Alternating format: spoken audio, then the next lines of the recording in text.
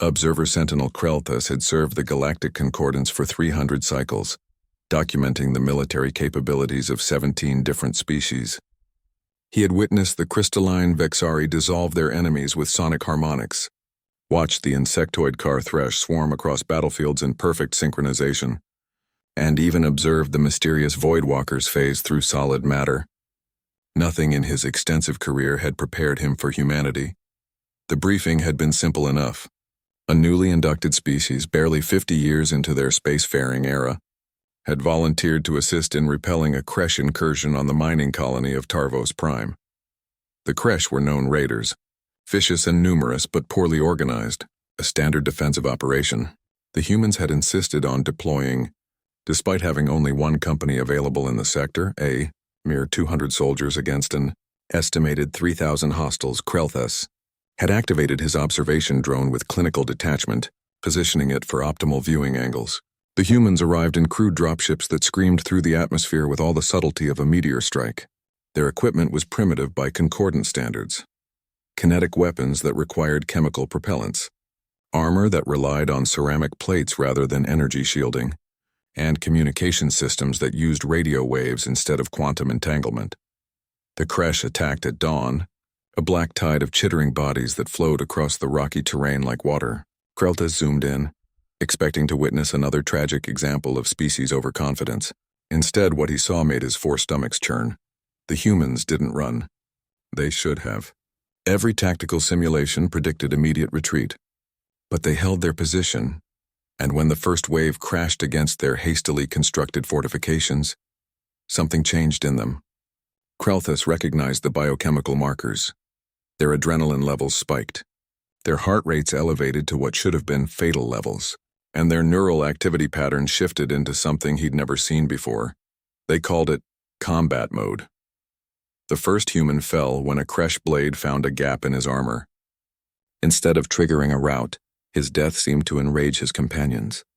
A female soldier, her designation read Corporal Chen, grabbed the fallen man's ammunition and continued firing with both weapons, screaming something in her native Mandarin that Krelthus's translator marked as untranslatable battle cry. He tried to look away, but his duty compelled him to watch.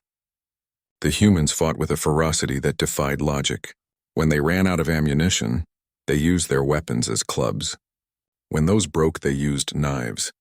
When a young soldier lost his blade, Krelthus watched in horror as the human grabbed a Kresh warrior with his bare hands and refused to let go, even as the alien's claws tore into him, holding it in place while his comrades eliminated the threat. But it wasn't just the violence that disturbed Krelthus. It was the way they protected each other. A medic, they called her Doc, ran through active fire zones 7 times to drag wounded soldiers to safety. She should have died 4 times by Krelthus's calculations, but somehow, impossibly, her fellow humans provided covering fire so precise, so coordinated, that she survived each trip. The battle raged for 6 hours. The humans were down to 73 effectives when they did something that made Krelthus shut off his primary visual receptors. Unable to hold their position any longer, instead of retreating, their commander, a grizzled man named Captain Rodriguez, ordered a counterattack. 73 humans charged directly into 1,500 Kresh warriors. It should have been a massacre. It was, but not in the way Krelthus expected. The humans moved like a single organism, covering each other's flanks, creating devastating crossfires, using the terrain with an intuition that his tactical computer claimed was mathematically improbable. They sang as they fought, actual songs, coordinated through the chaos, something about halls in Valhalla and highways to hell. When reinforcements finally arrived, Krelthus's drone surveyed the battlefield. 41 humans remained standing.